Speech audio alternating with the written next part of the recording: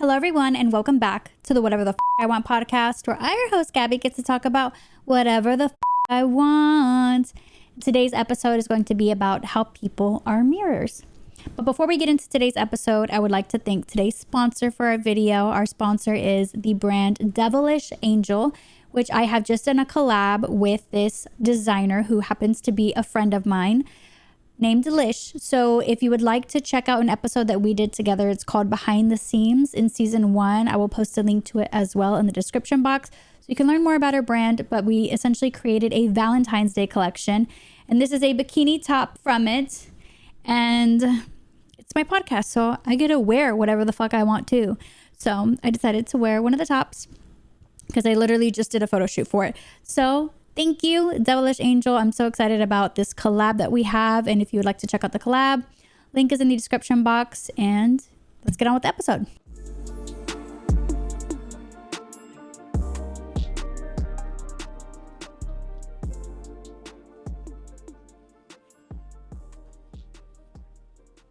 Alrighty, so I've heard before, like when it comes to manifestation and just when it comes to healing, that people are mirrors. And it recently really clicked for me.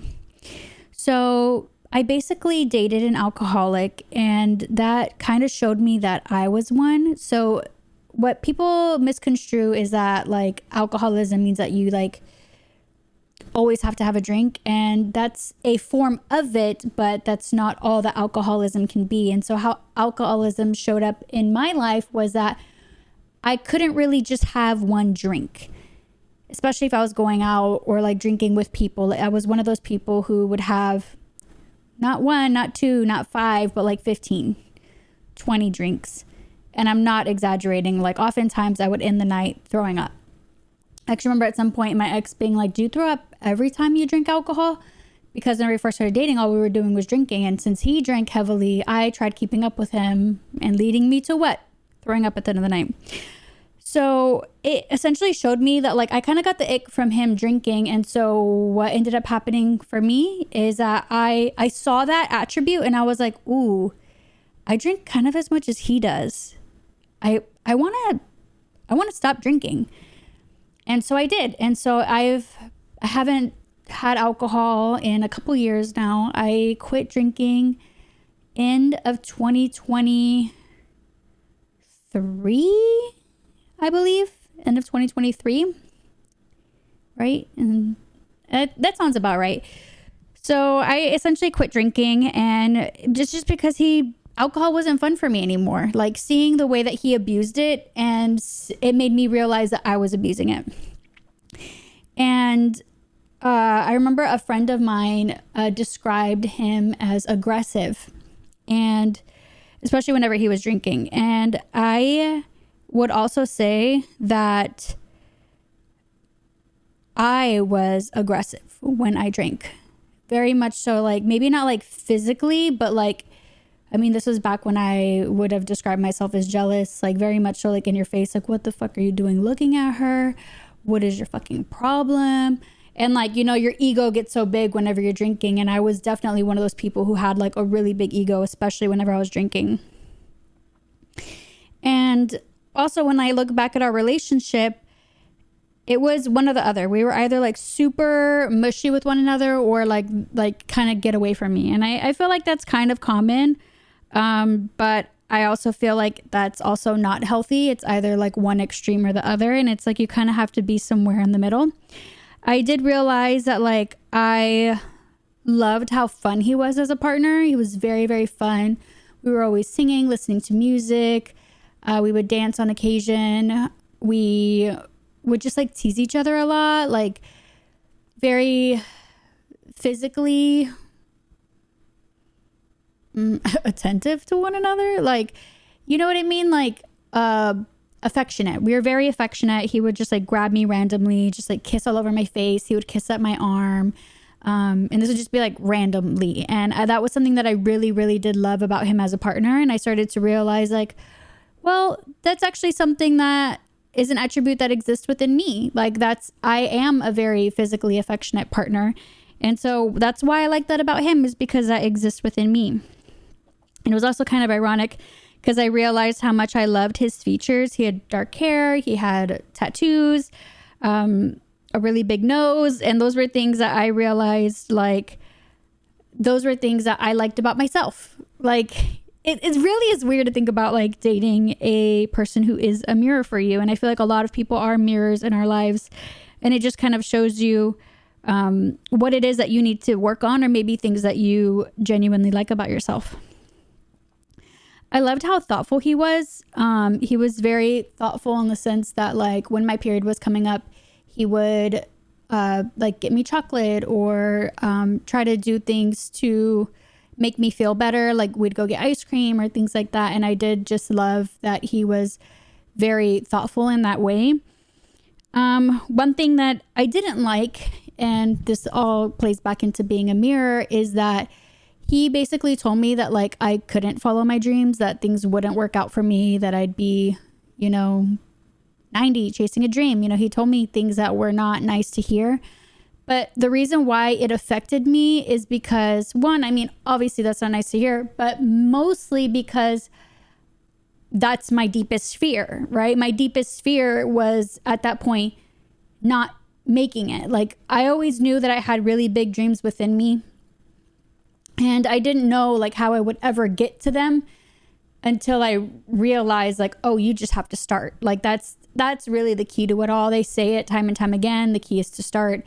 And once I actually started, it was like that fear still existed within me. And hearing him say, like, it's not possible for you, it brought up, that me not feeling that I'm not capable of achieving it. Those deep fears that already existed within me hurt me even more because I believed it, right? Like, things that you believe to be true can either hurt you or benefit you. Like, if you believe that love is hard, then love is going to keep showing up as hard for you. If you believe that love is fun, you're going to find that in relationships. If you believe that, all men are cheaters, what's going to keep showing up in your life? Men are going to keep on cheating on you. Why? Because why would the universe show you anything other than what you already believe? And so that's why you have to, like, think about what is it that people are showing you. Like, learn to look at your life from, like, a bird's eye view, from, like, an outsider's perspective. What is this relationship teaching me? What is this partner teaching me? What am I gaining from this? What am I learning from this opportunity? Like, whether it be losing a job, ask yourself, like, well, what did that job teach me? What did I hate from it? What is the silver lining in this? And so you have to, be your own therapist, analyze your life and ask yourself, like, what good can come from this? And it may take a while, it may take years, it may take a lot of healing and talking and journaling and all the things for you to finally think to yourself, like, oh, that makes sense. That's why that happened. And this is what I learned from it. What was also interesting was that we've heard this before, but eyes are the window to the soul. And so what really clicked for me was like, well, if the eyes are the window to the soul and people are your reflection, you see your own reflection in someone else's eyes. So literally, like, that fucking blew my mind, because it is like, well, no wonder why people are mirrors. It's because that's literally one of, especially like considering back then, that's one of the only ways that you can literally see how you look was through somebody's eyes, or through, like, a river, because, mirrors weren't a thing and cell phones weren't a thing. So it's like, how that was just mind blowing to me. And I just wanted to share that with y'all. Another thing that I realized in my relationship was whenever things were really good and I felt like we were on a really good page,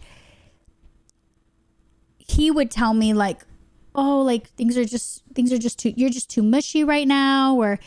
And it was just so crazy, because it would be, like, again, hot and cold. Like, whenever we were great, things were great. But whenever things were bad, they were bad. I wouldn't say they were, like, terrible or horrible, but they just weren't good, right?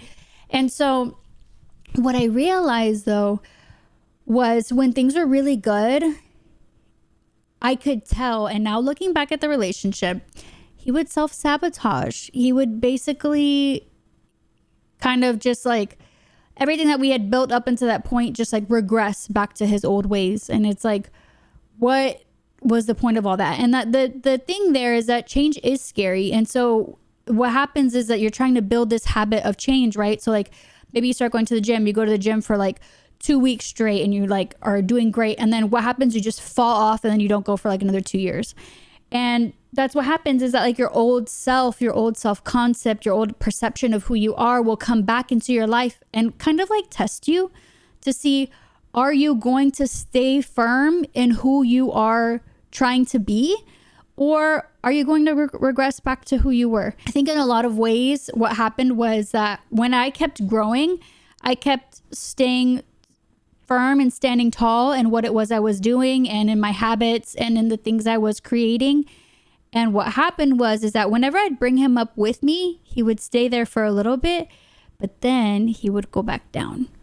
So like, yeah, he might have told me a couple times like that I wasn't going to make it, but he did tell me some random times like, actually, I really do believe in you, you know, like this is, I'm excited for you, you know, but I think a big part of that is like, one, you need to take accountability. And I think that's something that he wasn't very good at, was taking accountability. And I think that that's just what a lot of relationships are.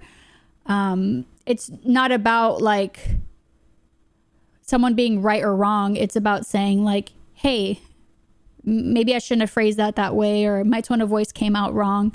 I am sorry. And that is something I'm going to work on. And it's about seeing that progress, right? Because it's, again, like, I mean, people can just talk the talk, right? I mean, I've had so many people just tell me like, Gaby, I'm gonna fly you out. Gaby, I'm gonna take you here. Gaby, let's go on a date. Gaby, da, da, da. And guess how many of them have flown me out? 0. And for me, it's like you're just talking, like, and actions do speak louder than words. I also do think that words are important though. You need to have a balance. Like, I think that it's really important to pour into the people in your life and to give them words of encouragement, because oftentimes our brains are so hard to us. But yeah, it's just really important that you are thoughtful and intentional about what you say and how you say it. What I also thought was interesting was, it's crazy because in here I wrote, right person, wrong time. It kind of feels like it, but that's only if he does the work. It's just a matter of if he does the work before I move on. Girl. I mean, I don't know. I don't know. I'm still not ready to move on, but it's just interesting to look back at that note, because it's like we did have a lot of things in common and we had really, really great chemistry. He's a Scorpio. I'm an Aries. They're kind of known for having great chemistry together, but I'm gonna get a little bit cozier, y'all. So what I also realized was that, okay, so in a way that people are mirrors, it's about, I learned this because of some of my friends. It really got put into perspective.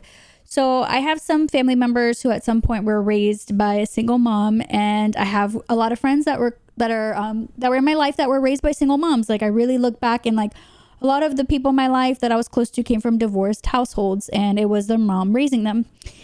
And what I really thought about was how most of the moms, not all of them, most of the moms, okay, let me rephrase that. All of the moms taught their kids to have standards. And that's something that my mom didn't teach me. My mom never had a conversation with me about like, this is what you should expect from a partner. This is what they should do for you. This is the bare minimum. I didn't have that. However, a lot of the people that I know who grew up with single moms, their moms instilled in them the standards and things that they should look for in a partner. And what was interesting though, is that half of those moms, not all of them, half of them lived up to their own standards and held the men that they were dating to those standards, versus the other half of them who did not. The other half stayed with the same men, didn't move on, didn't grow in that way because they just didn't feel like they deserved it. And that's what I mean by people are mirrors. It's that the things that you see in people tend to be things that you want or maybe you do have. And so that's why, you know, whenever you're watching this podcast and you're like, oh my gosh, like, I love the way she articulates herself, or I love what she has to say. It's so relatable. Why? Because like it exists within you. Like we're in the same frequency. You know what I mean? And it just blows my mind, like really, really thinking about all of these ways in which we're all interconnected, because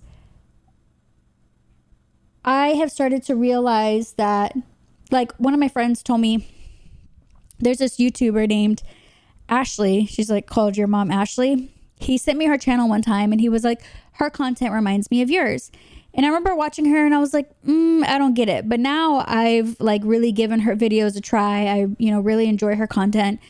And now I see it, right? At first I'm like, I don't understand what you're saying. And now I'm like, oh, no wonder why you think that I would enjoy her content, because, she's tiny and she's super cute and she's very fun, and she does videos like her trying matcha or going out to eat, very vlog style, but she also like throws in memes, and like our personalities are similar. And so like now I can see what it is that he was trying to show me, because now I've allowed myself to see myself from like an external point of view.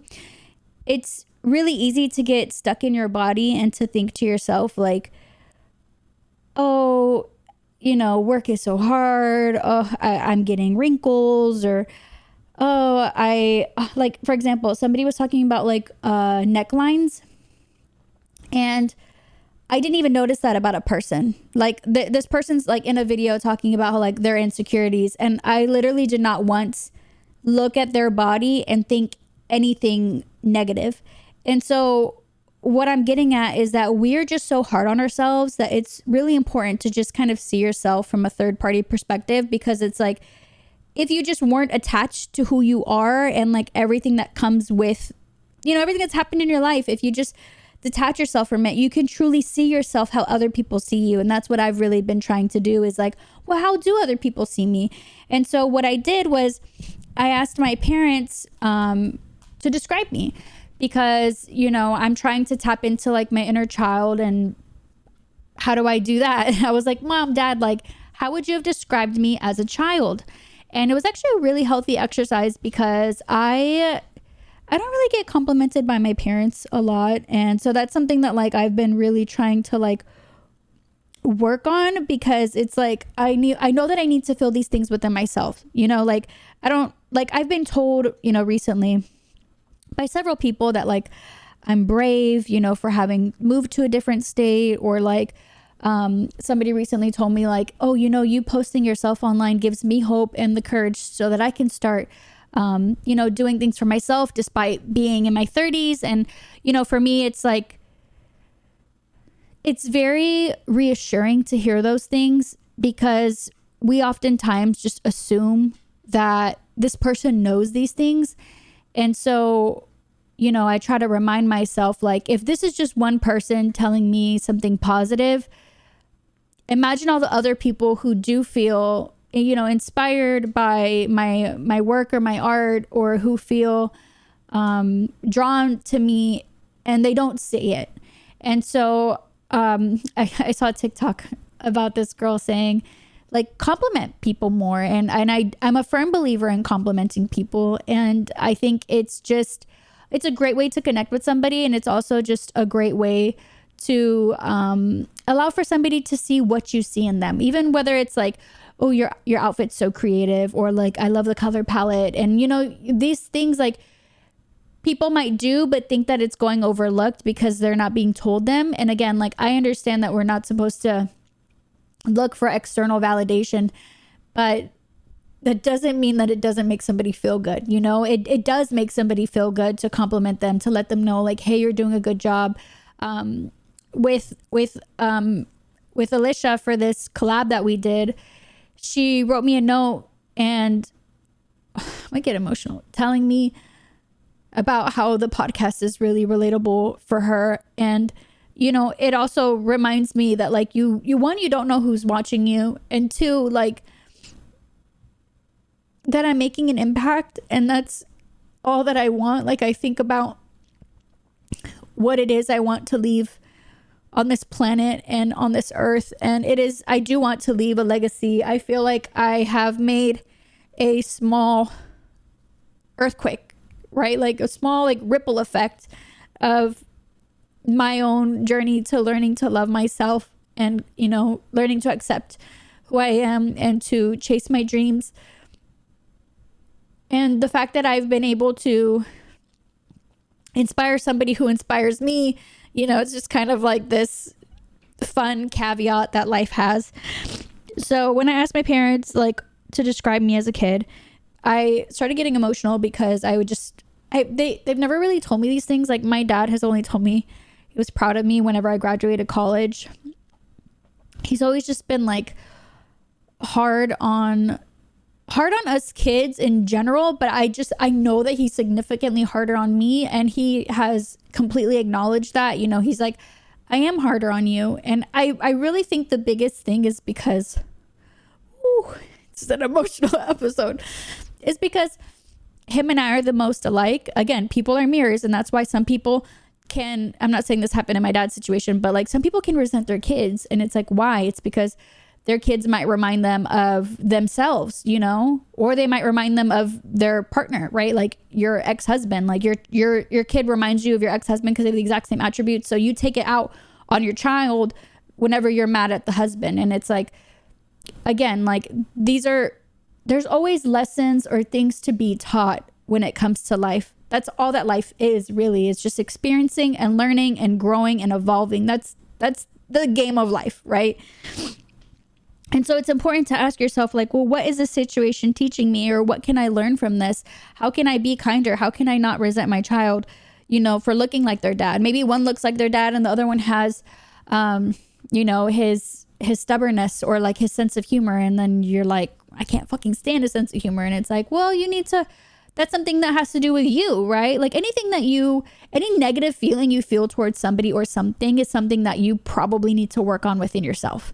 Again, obviously you can have opinions like, you know, oh, this pasta wasn't that good, or like, I'm just not a fan of that outfit. Like, you're allowed to have your opinions, but however, if you see something in somebody like, oh, they're annoying, or oh, they're just so loud, or oh, they just take up so much space, you know, if you think those things, and maybe you wish you were a little bit louder, maybe you wish you were taking up a little bit more space, maybe you wish you were a little bit more quiet and like you were actively listening to people, maybe you hate teachers because you secretly want to be one, maybe you hate on singers, because I have noticed this with me. Sometimes I'll do it like, oh, I'm not crazy about, you know, this person singing or whatever.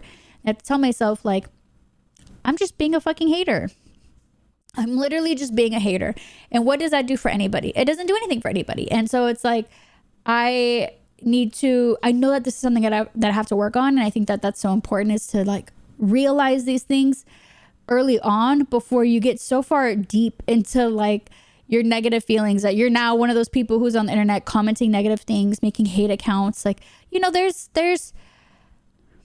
darkness in this world and there's light, right? And I feel like whenever you lean into the light, you're able to, it's the same thing with darkness. If you lean into something, I guess more specifically the darkness, if you lean into the darkness too much, you will be not so far gone, but like addicted to it. You become addicted to your normal, right? And so like, if you are in your darkness, it's hard to get out of a depression. It's hard to get out of overthinking. And so that's why when I find myself falling back into these phases or these feelings, what I do is I force myself to go to the gym. I force myself to go on a walk.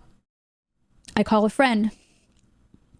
I try to do things to help prevent me being so far gone that, like, when you're so fucking depressed that you don't do anything but just like lay in bed. You don't even want to eat. You don't want to get up. You don't want to talk to anybody. You just want to fucking like bawl in bed and hate your life. Like it's addicting, right? So what I try to do is lean into the light and become addicted to that. Like become addicted to feeling good and connecting with people and creating and, spending my time doing things that are productive for me.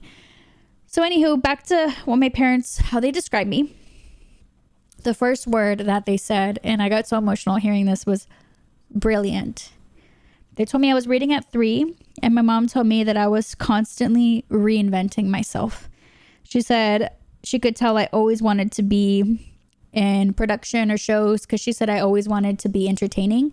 And I do remember like choreographing dances with my cousins, and we'd sing and all these things. And they were like, we could tell it was your idea, just like performing. They could tell that was something that I really enjoyed.